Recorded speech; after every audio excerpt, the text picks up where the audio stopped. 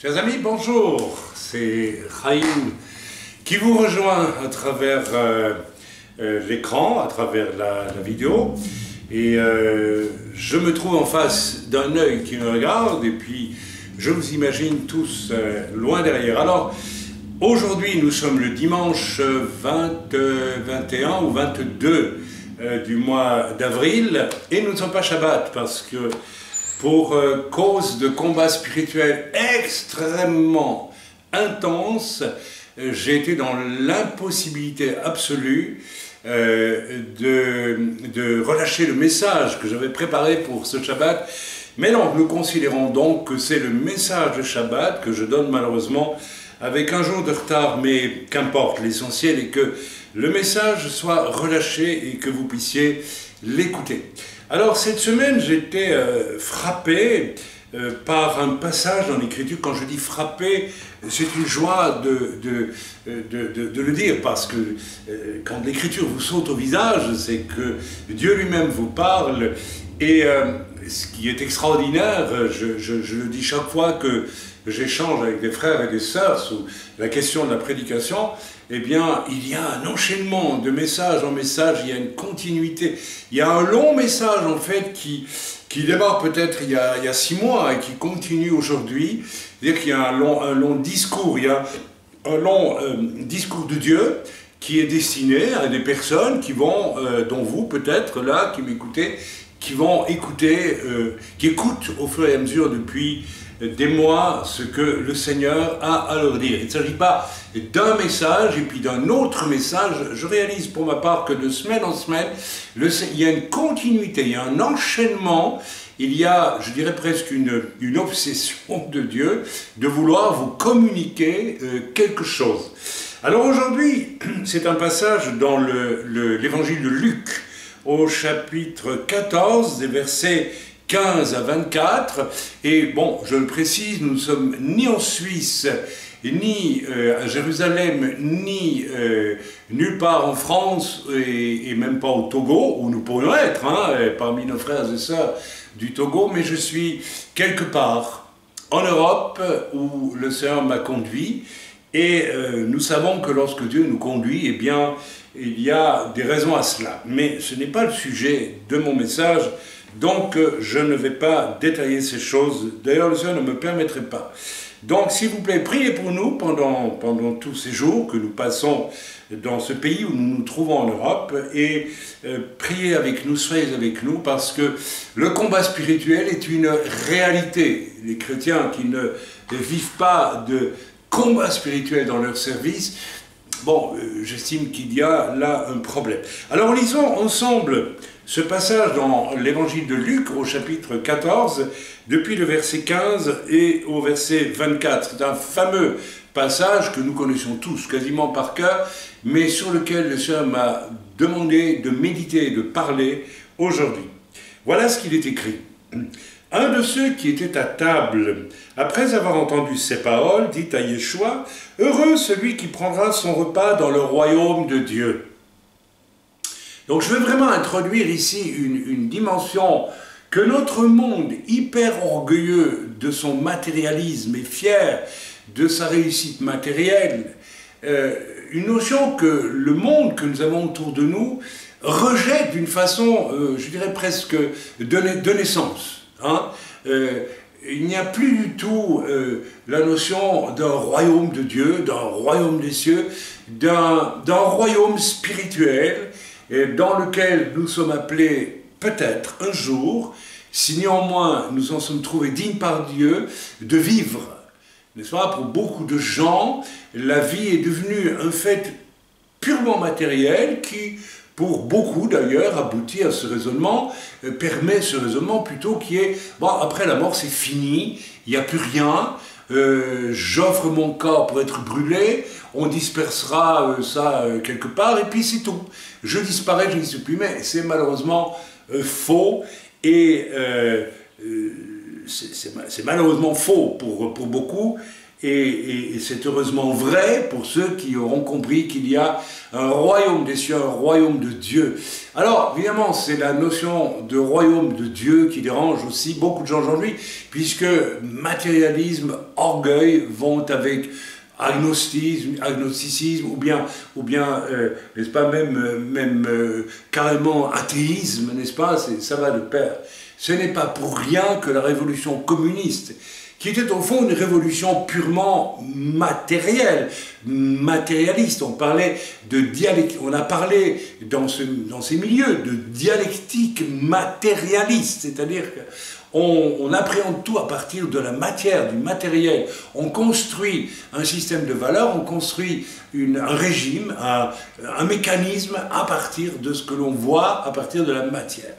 Alors, évidemment, parler d'un royaume de Dieu, lorsque dans une Europe et dans un monde, surtout une Europe et des États-Unis aussi d'ailleurs, où les valeurs matérielles ont pris le dessus de manière phénoménale à des profondeurs même insoupçonnées pour beaucoup de gens. Vous savez qu'on a constaté que le cancer, par exemple, lorsqu'il apparaissait dans la vie d'une personne, la première fois, dans une première génération, finit lorsqu'il peut passer dans les gènes et, n'est-ce pas, se transmettre à la descendance. Donc, c'est assez effrayant.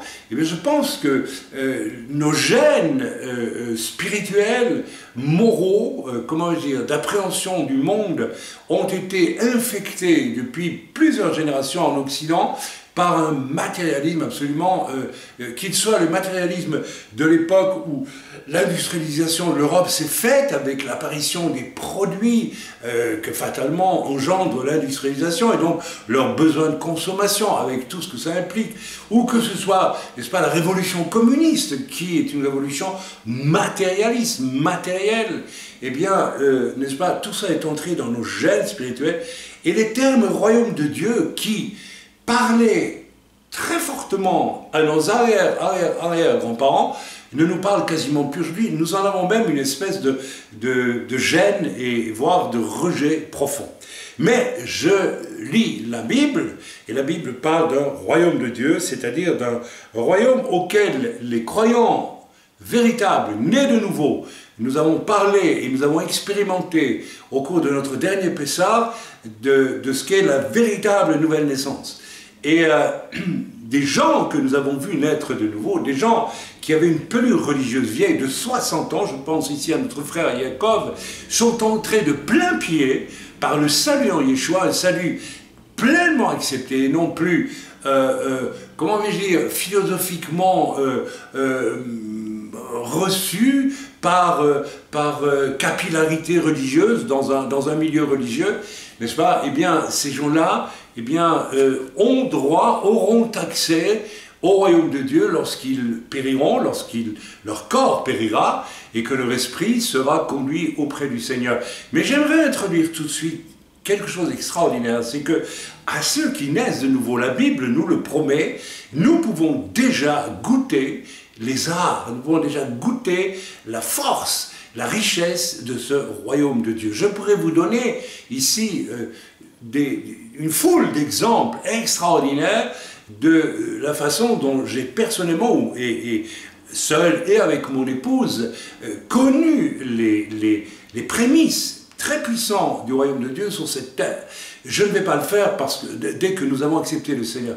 Je ne le ferai pas parce que ça nous conduirait très loin, mais je vous assure que lorsque je me remémore les premières années de notre conversion, et bien après, dans la suite, n'est-ce pas, c'est absolument stupéfiant de voir à quel point, gracieusement au début, et d'une façon uniquement dirigée vers celui qui vient d'être sauvé, le royaume de Dieu se révèle dans sa puissance absolument stupéfiante, et autant ce royaume de Dieu qui va continuer à se révéler dans la vie de celui qui ensuite se met au service du Seigneur.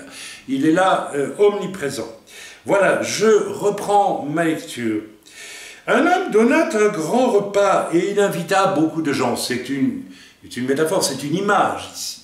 C'est une image de quoi? Eh bien de Dieu qui nous prépare un festin spirituel exceptionnel dans l'au-delà et déjà sur cette terre pour ceux qui l'acceptent. Donc le festin il est déjà pour ici-bas. que nous avons connu avec Dieu, ce que j'ai connu avec Dieu, qui est indescriptible, parce qu'il y a tout, c'est descriptible, je peux donner des témoignages de la gloire de Dieu que j'ai connue à ma conversion, et du royaume de Dieu que j'ai perçu clairement, visiblement, directement, n'est-ce pas, à ma conversion, eh bien, je peux vous dire que c'était un festin, et c'est un festin. En fait, la communion avec Dieu est un festin, mes amis, est un véritable festin. Amen. Donc un homme donnant un grand repas, il invita beaucoup de gens. C'est une image de Dieu qui invite à un festin. Il est écrit dans l'Apocalypse, « Mon Père et moi, nous frappons à la porte de ton cœur. Si tu ouvres la porte, mon Père et moi, nous entrerons et nous mangerons avec toi. » Alors, il faut essayer d'aller au-delà, bien sûr, de l'image à peine symbolique ici, à peine, c'est vraiment très vite compris, n'est-ce pas? Voilà.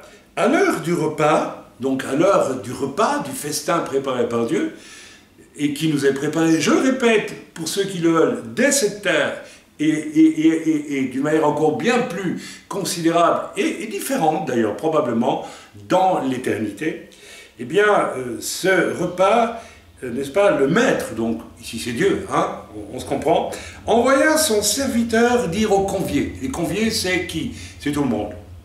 À tous les conviés, tous les hommes sont conviés au festin. Venez car tout est déjà prêt. C'est extraordinaire. Mais vous vous rendez compte que Yeshua donne cette parabole alors qu'il n'est pas encore mort. N'est-ce pas? Ça signifie que tout est éternellement prêt. Qu'est-ce qui est prêt?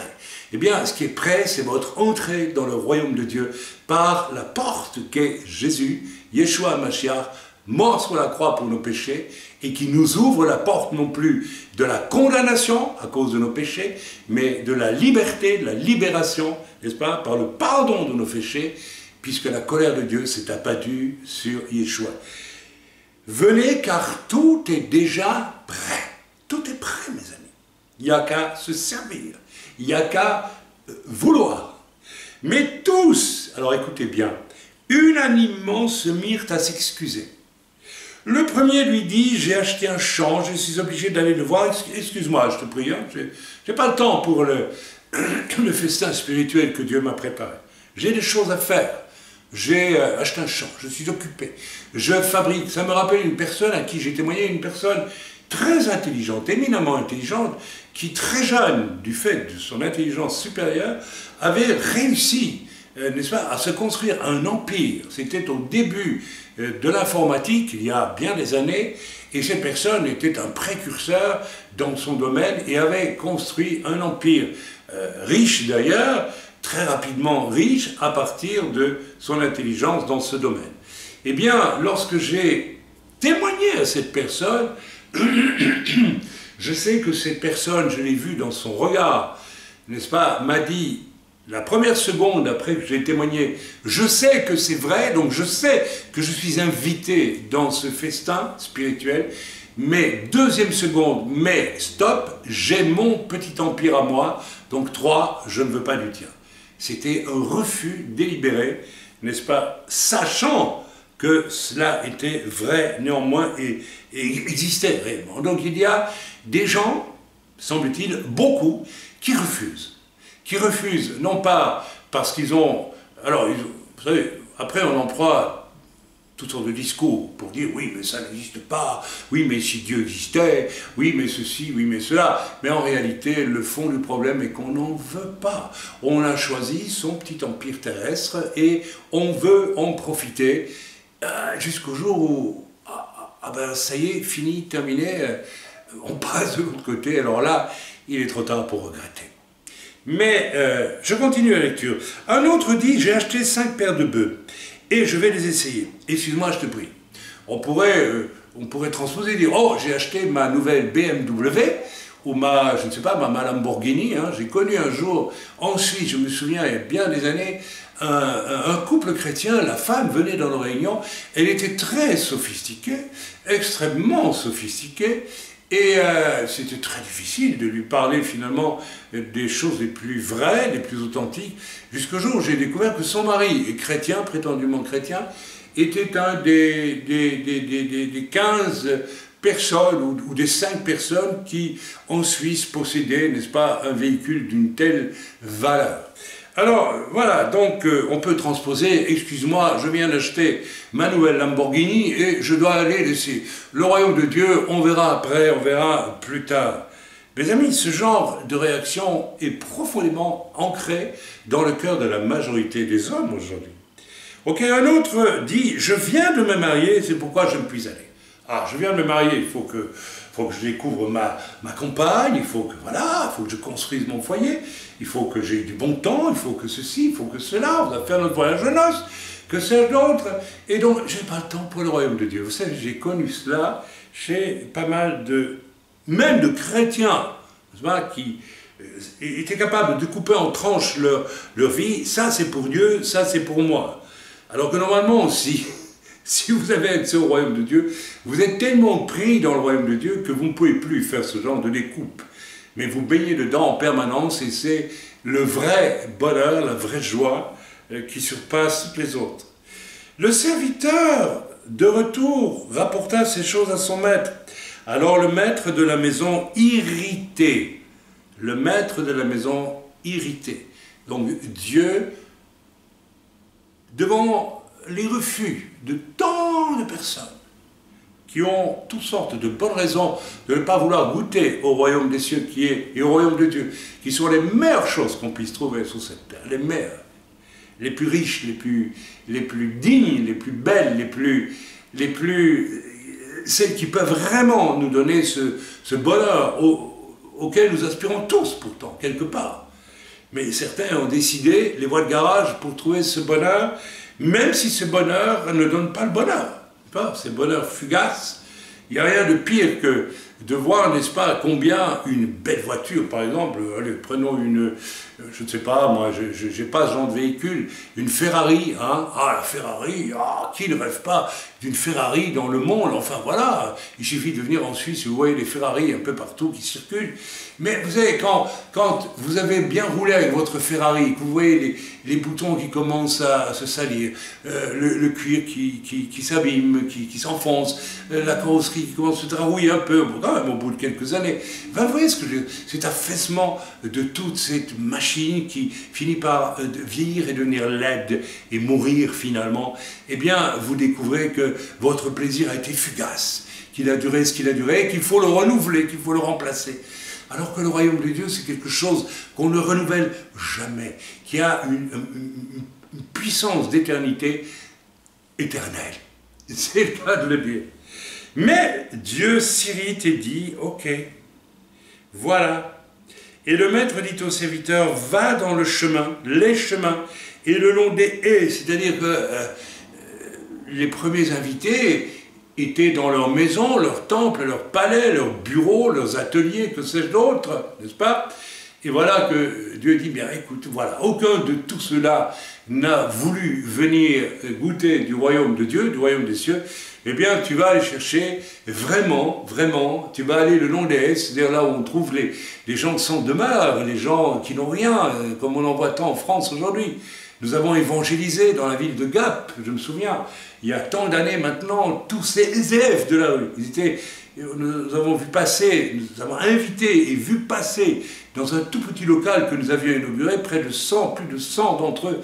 Et malgré cela, n'est-ce pas, sur ces 100, eh bien, il n'y en a qu'une dizaine qui ont accepté le royaume de Dieu, n'est-ce pas, préférant aussi leur toute petite bonheur extrêmement ténue et misérable, il faut bien le reconnaître, de la drogue, du fait de mendier, du fait de vivre toutes sortes de choses qui ne représentent strictement aucun bonheur. Va dans les chemins de long des haies, et ceux que tu trouveras, contrains-les d'entrer afin que ma maison soit remplie. C'est terrifiant. C'est terrifiant. Donc Dieu qui a créé l'humanité, Dieu qui est le créateur de chaque vie humaine, en est à devoir dire à certains de ses serviteurs, contrains les gens que tu vas trouver le long des haies. Et si on va le long des haies, on trouve des gens, et je veux dire, quel genre de personnes on va trouver. Et qui ne représentent pas du tout, n'est-ce pas, les riches, hein, dont nous avons parlé dans un premier temps dans ce passage, afin que ma maison soit remplie. le désir de notre Dieu, qui est un Dieu d'amour, est que sa maison soit remplie, qu'il y ait autant, si possible, tous les humains qu'il a créés, parce qu'il les a créés, il nous a créés, et il n'a qu'un désir. Vous savez, j'ai 4 enfants. Au fond de moi, tout au fond de moi, je n'ai qu'un désir, c'est d'avoir mes 4 enfants à la maison. C'est une façon de parler. Je ne veux pas leur imposer de vivre chez moi. Mais, quoi que jadis, on vivait chez ses parents tout en étant mariés. Quand on avait suffisamment d'espace et de place, on pouvait le concevoir. Ce qui impliquait, évidemment, de la part des parents aussi, un profond respect de la vie privée, intime des couples. Mais combien de jeunes aujourd'hui n'ont qu'un désir, c'est d'échapper, de renier, n'est-ce pas? Renier la place que leurs parents ont dans leur vie. C'est une tragédie, mes amis. Moi, j'ai 4 fils, et au fond, moi-même, vous ne pourrez jamais me l'enlever, parce que on aime ces enfants, eh bien, je les veux près de moi. Alors, j'insiste, je ne suis jamais en train de leur dire, je veux que vous veniez. Non, non, parce que je sais que ça ne se fait pas. Mais tout au fond, le désir est là. Je crois que Dieu met dans le cœur d'un père véritable, d'une mère véritable, quelque chose qui vient de son propre cœur. J'espère que je me suis fait comprendre. Ce drame extraordinaire de l'humanité qui ne veut pas de son Dieu, qui ne veut pas du bien-être, n'est-ce pas? Parce que, comme Jésus l'a dit à certains dans l'Écriture, mauvais comme vous l'êtes, si vous ne donnez pas une pierre à votre enfant lorsqu'il vous demande du pain, à combien plus mon Père qui est dans les cieux vous donnera ce que vous souhaitez, ce dont vous avez besoin quand vous le lui demanderez. Alors c'est absolument inouï de voir que Dieu est disposé à nous faire goûter le royaume de Dieu, qui est une merveille des merveilles, qui transcende toutes les formes de savoir, d'intelligence, d'appréhension, de tout ce que vous voulez, hein, de pouvoir. Et Dieu a une disposition de cœur en tant que Père extraordinaire. C'est une chose, mes amis, ce refus de nombre d'humains, n'est-ce pas, de cette invitation gratuite que Dieu lance à l'humanité, d'être réconcilié avec lui pour pouvoir ensuite bénéficier des arts du royaume de Dieu. Eh bien, là, je suis obligé de le dire ce matin, je suis absolument stupéfait en lisant ce passage de me remémorer le nombre de personnes que j'ai croisées dans la vie, des païens, n'est-ce pas, qui ont délibérément refusé ce royaume de Dieu qui leur était proposé, mais aussi des chrétiens qui cherchent à mêler le royaume de Dieu au royaume de leur pouvoir, de leur désir à eux. Ce qui est absolument incompatible. Amen. Finalement, quand on fait le compte, mes amis, on fait le compte de toute l'évangélisation qu'on peut faire dans l'œuvre, par exemple, chez nous, eh bien, on se rend compte que énormément de personnes sont venues à vous, ou nous sommes allés vers les personnes, et finalement, bien que ayant écouté le message du salut et du royaume de Dieu, eh bien, la majorité disent non, nous n'en voulons pas. Je pense ici à un passage d'Écriture qui nous parle de 10 lépreux. 10 lépreux, ils étaient lépreux. Vous savez ce que c'est que la lèpre? C'est une maladie absolument abominable.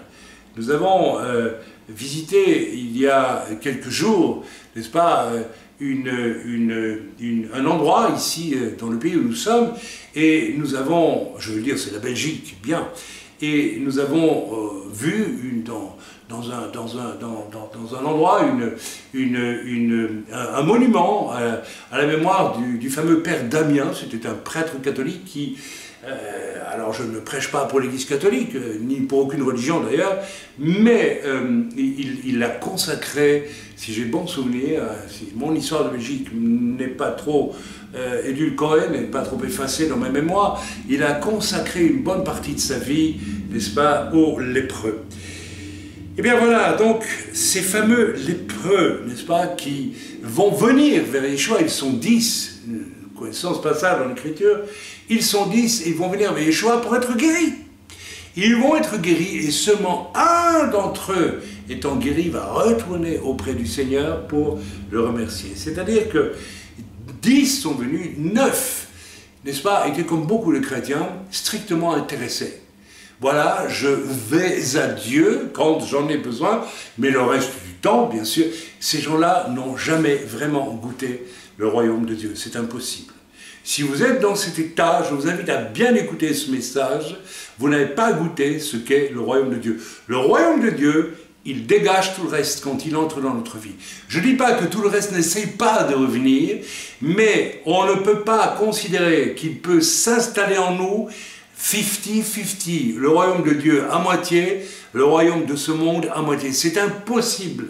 Si vous vivez dans cet état, et je me souviens d'un couple, n'est-ce pas, qui s'occupait de la louange, n'est-ce pas, dans une œuvre, et qui, à 2 semaines des grandes vacances scolaires, annonçait « Ah ben, nous partons pendant un mois en vacances, n'est-ce pas ?» Et puis, l'assemblée se trouvait sans louange et sans personne pour s'occuper de la louange. Le tout étant annoncé de facto, in abrupto, comme ça, soudainement, parce que c'était acquis. Voilà, nous partons en vacances, eh bien, tant pis, on ne vous demande pas si ça vous plaît, si ça ne vous plaît pas. Alors Dieu, on ne sait pas savoir si ça lui plaît ou ça ne lui plaît pas, c'est ainsi. Des gens comme ça n'ont pas goûté le royaume de Dieu, mes amis. C'est absolument impossible. C'est impossible.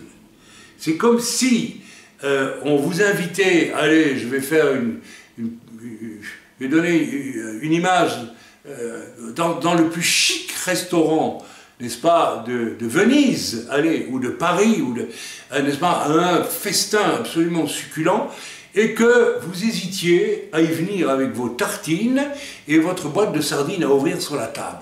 Voilà, il y a là quelque chose qui est absolument effrayant.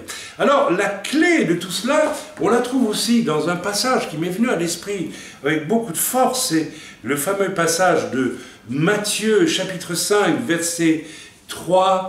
« Heureux les pauvres en esprit, car le royaume des cieux est à eux. » Heureux les pauvres en esprit. Alors, pour un pauvre en esprit qui ne cherche pas plus loin, ça va signifier heureux les idiots. Hein? Donc la religion, c'est pour les idiots, c'est pour mais la religion peut-être, oui, c'est peut-être pour les gens pas très éveillés quelque part, oui. Mais le royaume de Dieu, mes amis, c'est autre chose. Alors, comment se fait-il que le royaume des cieux est accessible aux pauvres en esprit? Eh bien, tout simplement parce que pauvres en esprit signifie ceux qui ont compris que la force du monde, de l'orgueil du monde, est vaine. Et qu'ils ne s'accrochent pas à travers leur esprit, à travers leur esprit humain ici, à ces choses, n'est-ce pas, dont ils savent qu'elles sont vaines et qu'elles ne valent pas tripette en réalité tout au fond. Et ils sont donc pauvres de cet esprit du monde, de cet esprit qui accroche l'esprit de l'homme, n'est-ce pas, à des royaumes fugaces, des royaumes sans importance, des royaumes qui mènent de toute façon à la perdition par la corruption et tout ce qui s'ensuit. Heureux les pauvres en esprit. Et je souhaite, toi qui m'écoutes ce matin, que tu sois un pur païen. Parler d'un pur païen, c'est, allez, on va dire d'un vrai païen, d'un païen authentique. Hein? Bien qu'un païen en général, c'est pas très authentique, c'est plutôt hypocrite, tout au fond des choses, mais enfin voilà, vous m'avez compris. Et si tu es peut-être aussi un chrétien, comment dire, culturel, et que tu n'as pas goûté au royaume des Dieu, tu n'as pas cette capacité d'être un pauvre en esprit.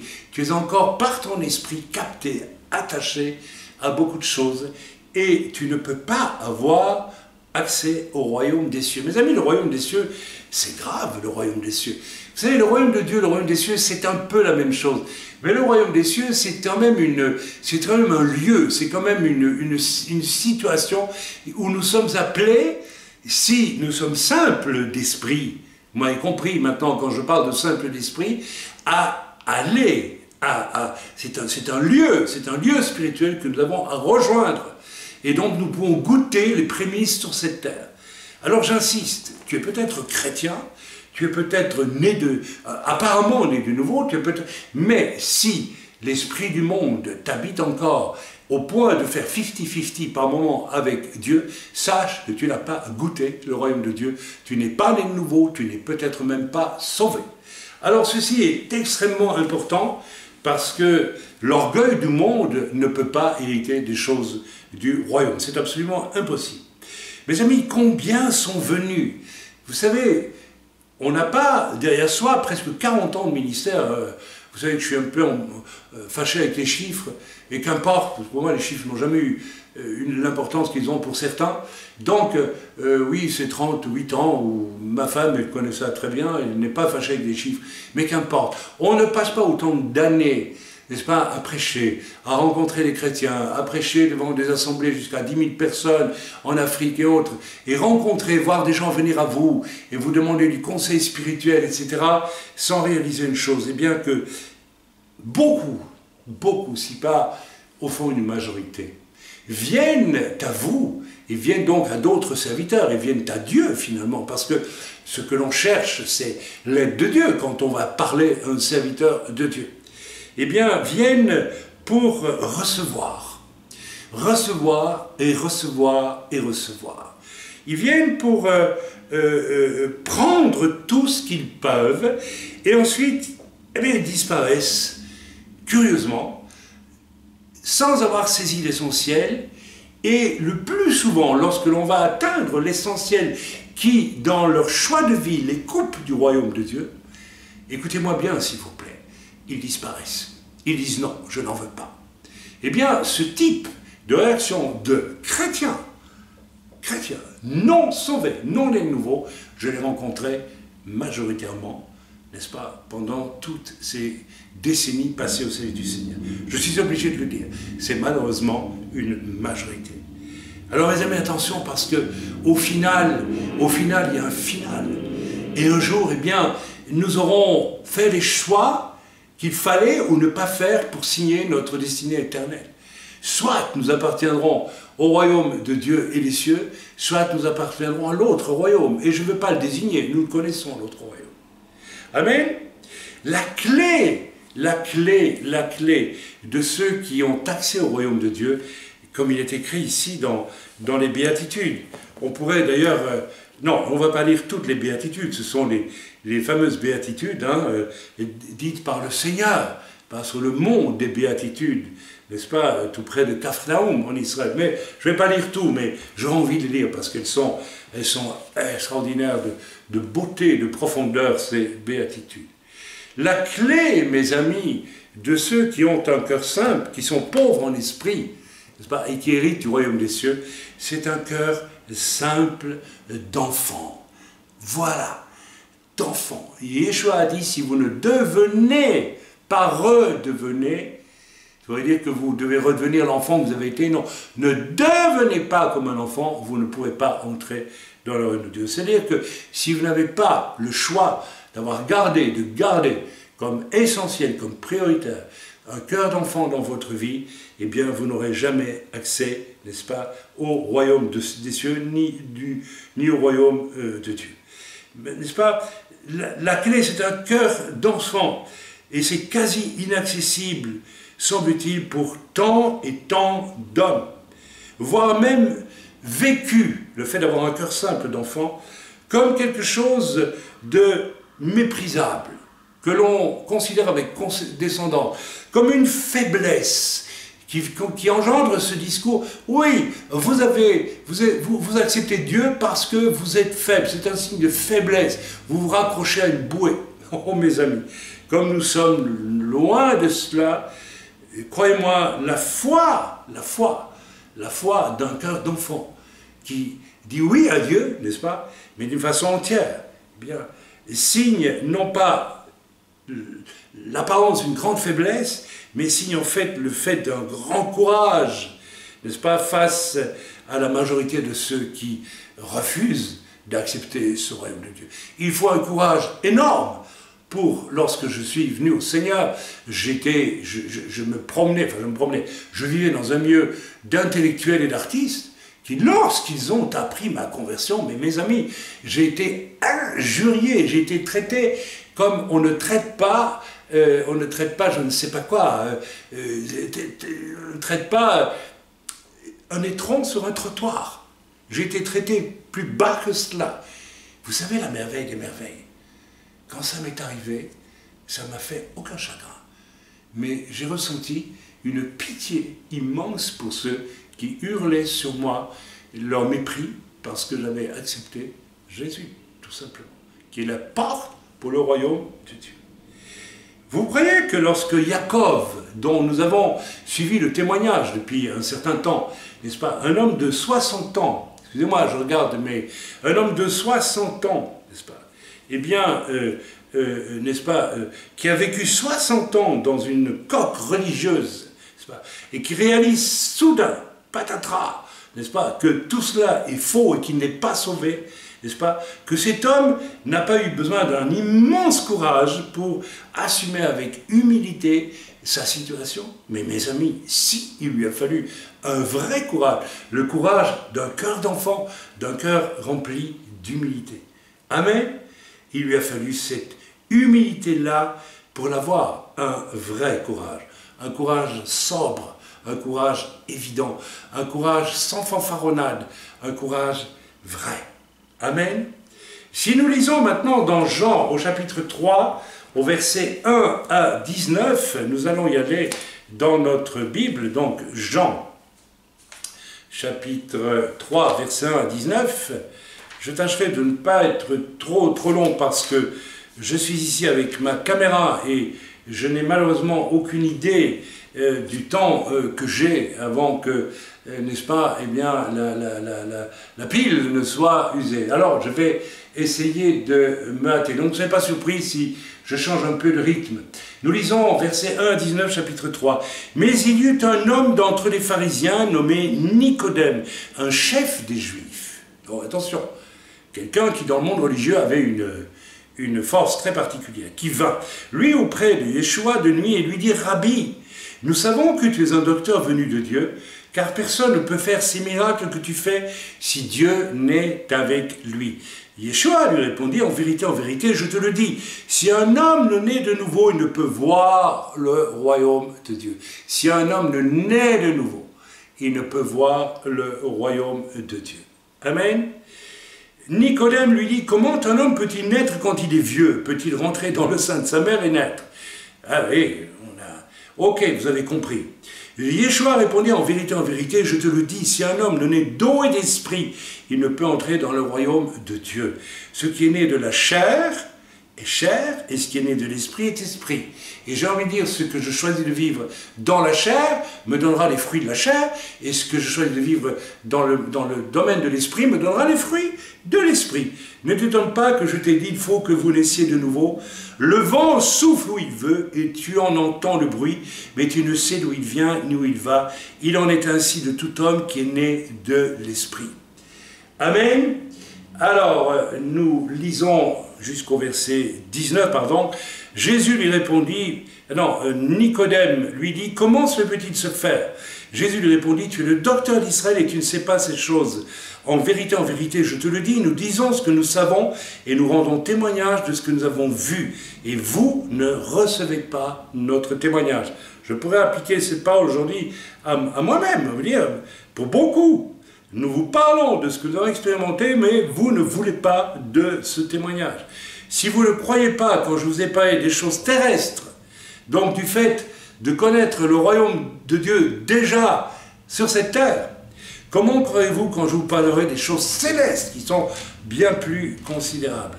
Personne n'est monté au ciel si ce n'est celui qui est descendu du ciel, le Fils de l'homme qui est dans le ciel.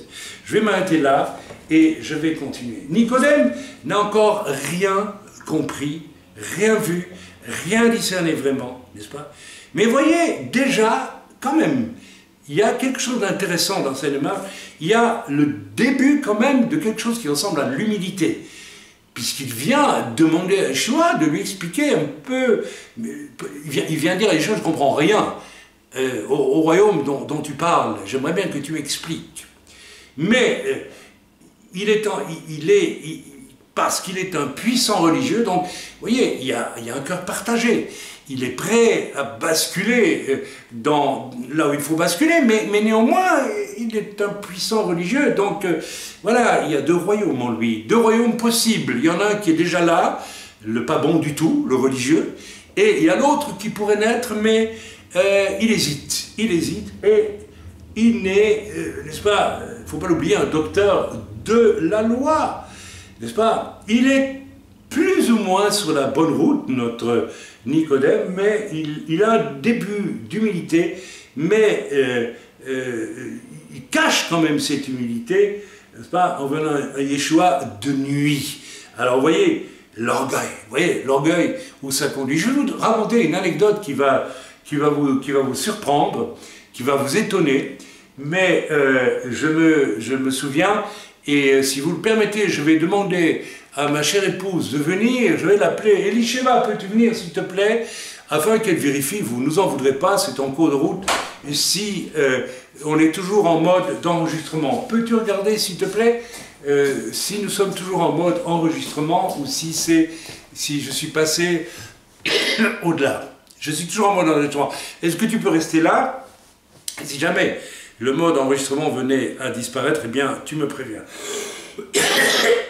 Donc, je voulais vous donner, veuillez m'excuser, je tousse, mais en arrivant dans l'endroit où nous nous trouvons ici en Belgique, j'ai pris un violent coup de froid et j'en ai attrapé une bronchite. Mais je bénis le Seigneur parce qu'il m'a rendu capable quand même d'être là pour, n'est-ce pas, enregistrer ce message. Donc, je reviens au témoignage que je voulais vous donner. Vous, les chrétiens, vous allez comprendre de quoi je parle. J'ai travaillé en Italie pendant une période de ma vie, avec ma famille d'ailleurs, et nous avons planté une église dans une atmosphère du livre des Actes, à Lecco, en Lombardie. Voilà, je peux vous dire le nom. N'est-ce pas? Il y avait ces fameux endroits où un homme a qu'est-ce que je suis en train de dire, a reçu un cœur nouveau et, qu'est-ce que j'allais dire, a reçu un cœur nouveau et où à chaque réunion, un miracle ou une guérison s'accompagnait d'une conversion. Rappelez-vous, j'ai déjà souvent témoigné de cela.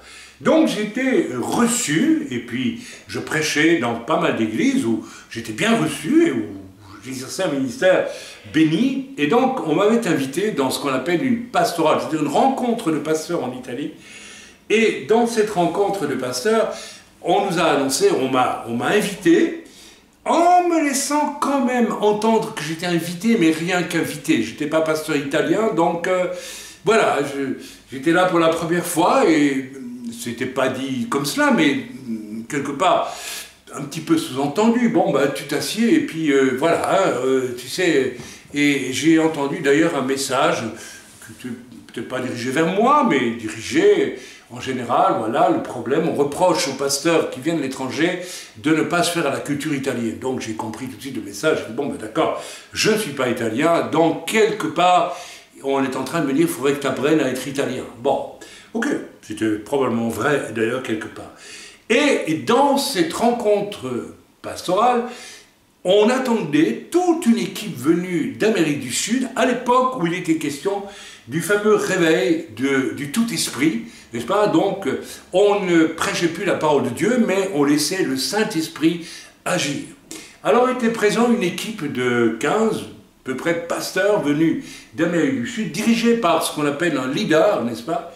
Et je vais vous dire très franchement, l'Esprit de Dieu en moi a été immédiatement alerté lorsque j'ai vu ce leader, que cet homme était vide, mais complètement vide, et cet homme était immoral, ça se voyait, mais l'illusion de ce fameux réveil de l'esprit, n'est-ce pas, était tellement forte que le responsable de cette pastorale, un pasteur qui était un peu le responsable de tous les autres pasteurs, a dit publiquement, voilà, Dieu m'a dit que si je ne recevais pas cet homme-là, pour répandre son message du réveil de l'esprit parmi nous, eh bien il emploierait quelqu'un d'autre. Alors vous voyez, déjà cet argument m'avait paru curieux.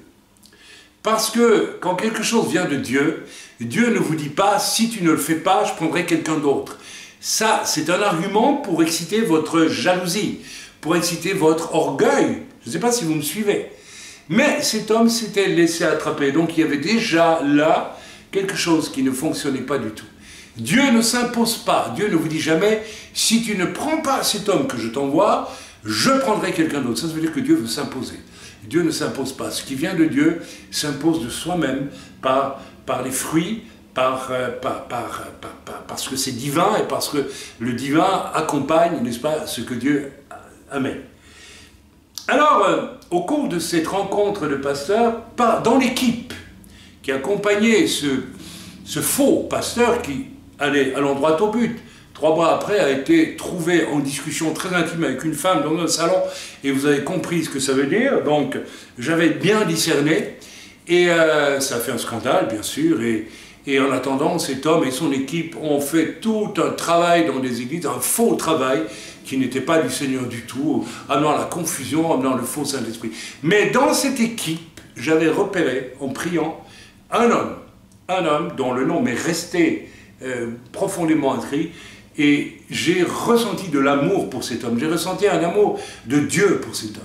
Et cet homme était un véritable serviteur de Dieu. C'était un jeune d'une trentaine d'années, un homme jeune d'une trentaine d'années, et il m'a plu, vous savez, non pas de façon humaine, mais dans l'esprit, il me plaisait. Il y avait un désir de servir Dieu extrêmement honnête et sincère chez lui. Et vous savez ce qui s'est passé? J'ai quitté à un moment donné la salle de réunion pour aller dans un endroit qu'on appelle une toilette, et j'étais aux toilettes, et en sortant des toilettes, qui vois-je dans le corridor? Face à moi, cet homme était là. Et il me parle, et il me dit en italien, ou en espagnol, parce qu'il parlait espagnol, je pense, et italien, enfin bref, il me dit, écoute frère, je te demande pardon, parce que le Seigneur m'avait demandé devant tout le monde d'aller vers toi, et de te demander de prier pour moi. Et je ne l'ai pas fait. Alors je viens quand même te demander, est-ce que tu veux bien m'imposer les mains, prier pour moi, parce que tu as quelque chose à me donner de la part du Seigneur. Mes amis, j'ai été stupéfait. Alors cet homme n'a pas eu le courage devant tout le monde de dire, le Seigneur me demande d'aller demander la prière à tel homme de Dieu. C'était l'étranger parmi eux. C'était l'étranger parmi eux. J'étais pas italien, j'étais pas sud-américain. Je venais de France, en plus. L'Italie et la France, ça ne fonctionne pas toujours très bien. Ah oui, même dans les milieux chrétiens. Qu'est-ce que vous croyez? Vous voyez l'orgueil, la demi-humilité. Eh bien, si cet homme qui avait un désir de servir Dieu n'avait pas eu le discernement pour se rendre compte qu'il était dans une équipe foireuse, ça veut dire qu'il y avait un partage du royaume de Dieu et du royaume des hommes dans son cœur. On peut être pasteur et avoir en soi le royaume de Dieu, en partie, le désir du royaume de Dieu, mais être habité aussi du royaume de l'orgueil humain, de la réussite, de tout ce que vous voulez. Bref, Nicodème n'a encore rien compris. Et Yeshua lui dit que pour avoir accès au royaume de Dieu, invisible pour l'homme pécheur, inaccessible pour l'homme pécheur, pour l'homme perdu, il faut naître de nouveau. Il faut commencer une vie qui n'a rien à voir avec celle que l'on a vécue jusque-là. Et ce n'est pas quelque chose qu'on peut faire à main d'homme, c'est quelque chose qui peut se faire par l'action de l'Esprit de Dieu dans nos vies.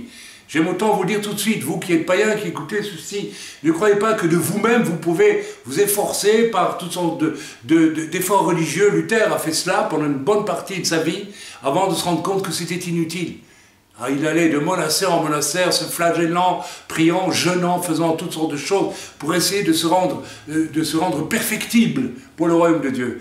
Mais un homme par lui-même ne peut pas avoir accès au royaume de Dieu. C'est une grâce, c'est un don, c'est un cadeau gratuit, gracieux que Dieu vous fait à travers Jésus, qui est le seul à vous donner accès au royaume de Dieu et à vous le faire goûter.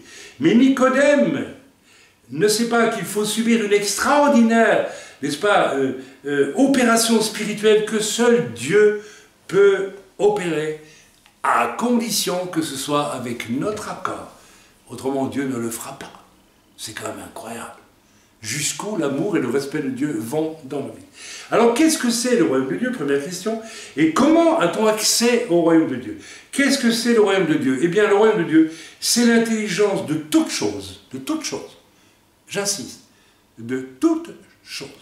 Celui qui a eu accès au royaume de Dieu, il peut avoir réponse à tout, absolument tout. Il peut avoir... Mais c'est pas possible, vous êtes extrêmement prétentieux.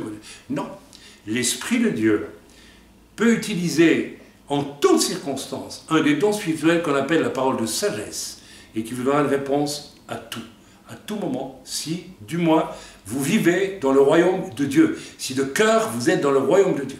Vous vous rappelez ces deux hommes athées qui m'écoutaient prêcher en France dans la rue, il y a, oh là là, 30 ans d'ici, n'est-ce pas? Du côté de la ville de Gap, dans les Alpes, et qui se moquaient de moi de l'autre côté de la rue, des bons Français, très intelligents, vous voyez ce que je veux dire? Athée ou agnostique, ou voilà, voltairien, siècle des Lumières, la raison résonante et tout cela, n'est-ce pas? Le pouvoir de la contradiction, n'est-ce pas, de la raison, et, enfin tous ces discours, voilà. Et que j'ai été voir en traversant la rue, et qui pendant un quart d'heure, 20 minutes m'ont parlé de la non-existence de Dieu, et auquel j'ai dit, à la fin de leur long discours, une parole de sagesse extraordinaire. Je leur ai dit simplement ceci: comment parvenez-vous à parler de quelqu'un qui n'existe pas pendant 20 minutes? C'est ça la parole de sagesse. J'avais accès à tout, absolument à tout. J'ai eu accès, n'est-ce pas, à la contradiction la plus violente qu'ils n'imaginaient même pas possible, n'est-ce pas, de leur propre existence, de leur propre discours. Voilà, c'est l'intelligence au royaume de Dieu de tout selon ce que Dieu connaît, et c'est une compréhension devenue sainte et divine de toutes choses accessibles, n'est-ce pas? Quand je parle de sainte ici, ça n'est pas seulement, n'est-ce pas, un signifiant du domaine de ce qui est propre ou de la morale, mais de ce qui est saint ici, c'est ce qui est intangible, ce qui est éternellement vrai, ce qui ne changera jamais, qui est vrai de toujours, jusqu'à aujourd'hui et pour toujours. C'est ça. C'est à ça que je fais allusion dans la sainteté, la chose indestructible, inattaquable. Quelle force propre, n'est-ce pas, il y a là, dans le royaume de Dieu, donc, propre à déstabiliser toutes les certitudes des pâles penseurs que nous sommes tous, qui, ayant dans un naufrage, trouvé sur l'océan un fétu de paille auquel nous nous sommes accrochés comme si c'était un navire puissant, n'est-ce pas, et qui démontre à quel point nous sommes, n'est-ce pas, attachés en réalité à de pauvres et très relatives certitudes qui viennent d'un savoir humain complètement misérable et minable à la fin. Vous savez, c'est Nietzsche qui a dit « Dieu est mort ». Mais vous savez, en attendant, il y a encore au moins un zigomard, moi en l'occurrence zigomard, c'est ils sont belges, pas un nageur, qui parle de Dieu, n'est-ce pas? Et déjà, le fait d'en parler, c'est la preuve qu'il existe pour moi, c'est une évidence. Mais Nietzsche est mort depuis longtemps. Mais voilà, passons. Maintenant, deuxièmement, comment est-ce qu'on a accès au royaume de Dieu, au royaume des cieux? J'y ai accès, ou plutôt pas accès, tant que je m'accroche comme un vieil homme durci à mes pâles acquis, mes pâles certitudes. J'y ai accès lorsque je lâche enfin les amarres et que j'agis comme un enfant courageux, au sens où Yaakov, l'homme de 60 ans que nous connaissons tous maintenant, n'est-ce pas, s'est comporté comme un enfant courageux, et non pas un vieillard, n'est-ce pas, faible, mais qui prétend être fort. Il y a une grande différence. Amen. Comme Yaakov l'a fait. Et oui, c'est quand même un étrange, faux paradoxe entre être ou un vieil homme lourd de certitudes relatives et sans courage pour le reconnaître, bien qu'on le ressente tout au fond de soi, et, n'est-ce pas, ou devenir un enfant sans plus aucune certitude, mais assez fou, assez courageux pour vivre les versets 7 et 8 de ce qui a été écrit, de ce qui a été lu plus haut. Je vais donc y retourner et le lire avec vous. Donc c'était, pardonnez-moi, donc Jean 3, verset 19, et j'y retourne donc les versets 7 et 8. Alors, Jean 3, les versets 7 et 8 que je relis à présent. J'espère que je ne fais pas de... Il faut, voilà, ne t'étonne pas que je t'ai dit, il faut que vous naissiez de nouveau. Alors ça, écoutez bien le verset 8. Le vent souffle où il veut. Le vent, c'est l'esprit, mes amis. L'esprit de Dieu souffle où il veut. Personne ne peut s'en emparer. Il y a beaucoup d'hommes qui essayent de mettre Dieu en équation, qui essayent de s'approprier Dieu, qui essayent de définir Dieu, mais il vous échappera toujours. tant que vous essaierez de l'approcher comme ça. Le vent souffle où il veut, c'est le vent. Le vent symbolise toujours dans la Bible l'esprit, le roi, l'esprit de Dieu. Et tu en entends le bruit. Tu en entends le bruit. Tu sais qu'il y a un bruit. Tu sais qu'il se passe quelque chose. Tu sais que le vent de l'esprit fait du bruit. Le fait que je prêche, c'est un bruit de l'esprit. Ce n'est pas... Tu ne vois pas l'esprit, mais il y a du bruit. Il y a des conséquences à l'esprit de Dieu qui passe, qui se meut, qui agit, qui intervient. Et tu ne le vois pas. Mais tu ne sais d'où il vient. Tu ne sais d'où il vient.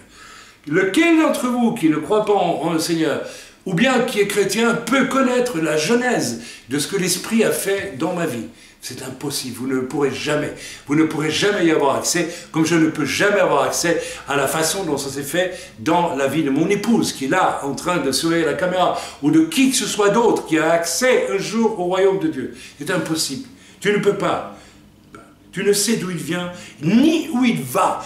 Qui peut me dire aujourd'hui comment l'Esprit de Dieu va me conduire demain? À qui puis-je dire?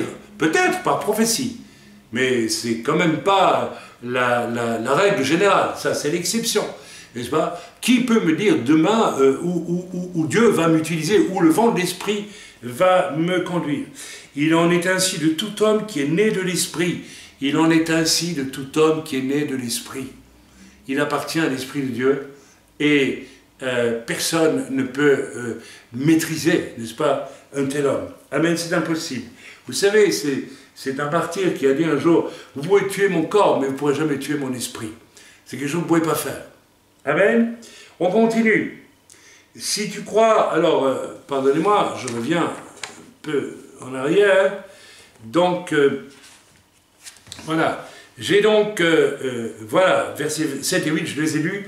L'enfant qui accepte de laisser, n'est-ce pas, mourir le vieillard orgueilleux qui est en lui, n'est-ce pas, ce vieillard rance, si vous savez, quelquefois, je discute avec des personnes qui veulent me parler de Dieu et qui me donnent de ces définitions de Dieu, mais tellement pauvre, tellement grotesque, tellement peu, tellement construite par une intelligence humaine absolument, fantasmagorique, n'est-ce pas? Et on sent derrière tout ça que c'est rance, que c'est pauvre, que ça ne convainc pas, que la personne elle-même n'est pas vraiment convaincue.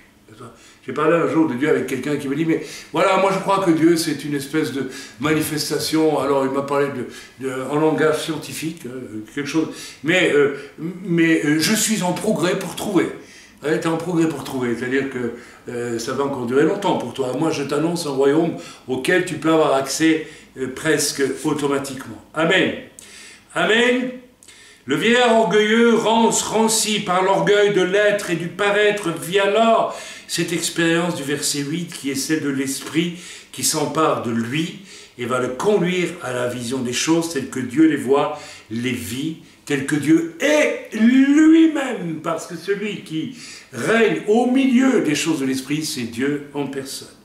La clé, c'est le verset 16 à 21, nous l'avons lu, nous allons rapidement le relire, et ma femme me fait un signe comme quoi nous approchons de la fin, alors je ne voudrais pas quand même n'est-ce pas, perdre trop de temps, pas qu'on ne perd jamais du temps avec la parole de Dieu, mais voilà, donc la clé, verset 16 à 21, nous l'avons lu tantôt, Jean 3, verset 16 à 21, alors j'y vais.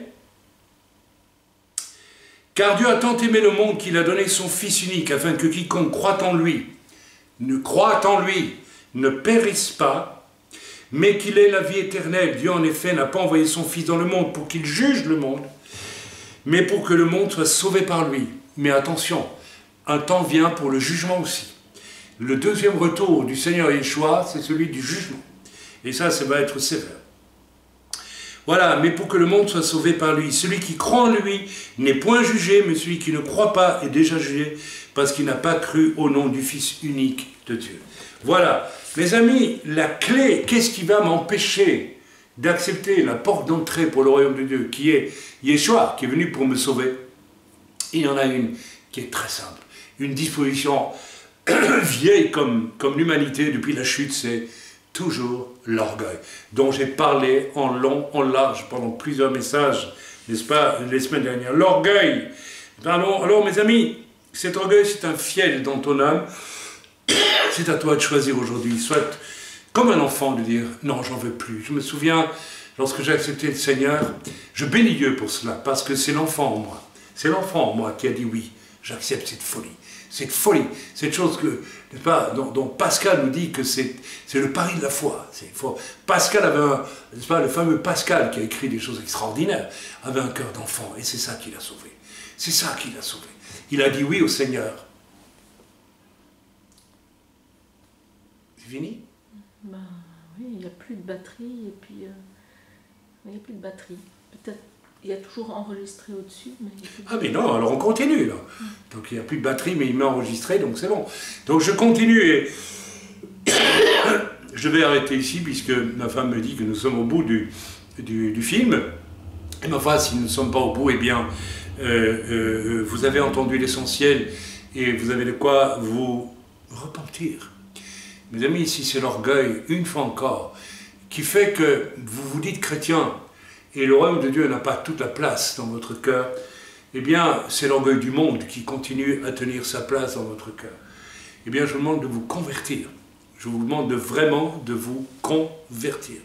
Et si tu n'es pas chrétien culturel et que tu es simplement un païen, eh bien, tu as le choix aujourd'hui. Pardonnez-moi, avec ton cœur d'enfant, d'accepter